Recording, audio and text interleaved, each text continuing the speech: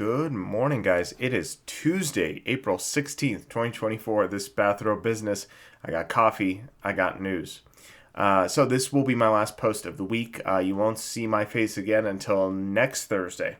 I do have a trip coming up. I'll have a big announcement after I come back. But until then, let's jump into the news. So banks are doing very well. So yesterday I reported both Wells Fargo and Chase doing very well. Today that was backed up by Bank of America, which topped estimates on better than expected revenue, $25.98 billion versus $25.46 billion anticipated. So this is for Q1. Morgan Stanley also topped expectations on good wealth management and investment banking results, with $15.14 billion was received versus the expected $14.41 billion anticipated. So banks are doing quite well.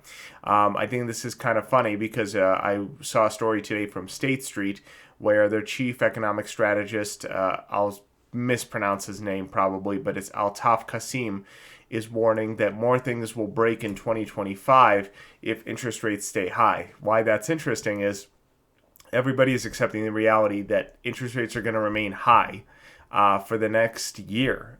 So no cuts in 2024, which is what I was saying like last year, and I got, I don't want to say major pushback, but it wasn't the public sentiment. Everybody was saying, oh no, we're getting 3 to 6 cuts in 2024. Again, I don't see why. Everybody is fighting these interest rates because they've been poisoned by 0% interest rates for a decade, which isn't normal. That's not how the economy should operate. You should be seeing these types of interest rates. This is the standard. This is a good interest rate that we have right now. This is the interest rate most of our parents bought their homes at. This is a low interest rate based off of our grandparents' generation. High interest rates are good. They keep the economy in check, and they are good for the consumer and the individual. They're bad for major corporations. It's not a surprise that low interest rates lead to behemoths like this, and that those behemoths don't like high interest rates.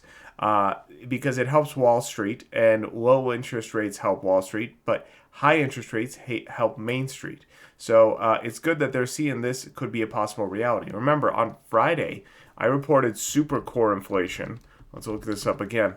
Super core inflation was on a progressive increase of 4.8% year over year, and then more than 8% on a 3-month annualized pace. So in other words, super core inflation, which takes out food, energy, and housing, is increasing, and the Fed is watching this number. It's accelerating. It's not just that it's high; it's accelerating on a 3 to 1 year basis. So it's a bad sign that inflation is actually being much more sticky and much more powerful than it seems. There's also a story on Fox Business about the minimum salary requirements of individuals is growing. So it's the amount of money a person will accept to do a job is actually increasing as well. So inflation is very, very high. It's not being reported properly in a lot of the numbers. But the Fed is watching supercore inflation. We should be seeing an increase in interest rates. Honestly, we should be already at 7% as a base interest rate from the Fed, because the measures they took did not help. But Jerome Powell doesn't have the stomach for it, but that's what should be happening. But this gentleman at State Street, Kasim, is warning that there's a lot of refinancing that is coming due in 2025. Who's that refinancing for? Major corporations. And that they fear that something could break because of the high interest rates, because a lot of them are still living off of low interest rates of the previous decade.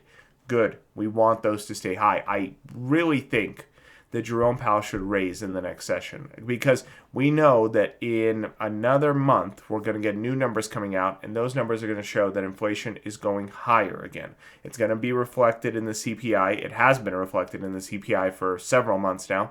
It hasn't reflected yet in the PCE numbers, but it will. And when it does, I urge Jerome Powell, not that he listens to me, I urge him to increase interest rates, because I think we need it. We have to be increasing interest rates. It's the only thing that could stem the tide of the rising inflation, because the measure he took is a half measure, and half measures never work. If you've got a flood, if there's a leak in your foundation, it's going to punch through one way or another. You have to patch up the leaks, and the only way to do that is raising interest rates. They're afraid to do that because the last time they did that, they had SVB and Signature Bank collapse, which is probably going to happen again. Yeah, it will. But that's what the economy needs. We need a little bit of pressure until something breaks. So, well, that's my little rant. Another major story is what's going on with the United Auto Workers and Volkswagen. So this week, there's going to be a vote of whether the Volkswagen plant in Tennessee is going to join the United Autos Workers Union. The vote starts on Wednesday, ends on Friday. It needs a simple majority to vote if the company goes unionized or not. It's a pretty powerful move. If this happens, this will be the first time the United Auto Workers have ever made a move outside of the big three. I think it's probably going to happen. I don't see how it won't, simply because Starbucks is unionizing now. So unionization is in the air. Workers have more power than they have in decades because of retiring boomers, because of inflation, because of unfulfilled jobs, because of low unemployment rate. U.S. workers have more leverage than they ever have before. It's not like it was just 5 or 6 years ago.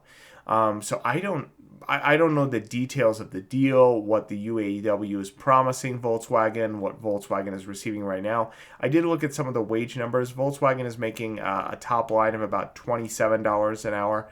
I think the UAW is promising about $32 an hour as a top line, with strategic increases year by year, so that within a 4 or 5 year basis it doubles.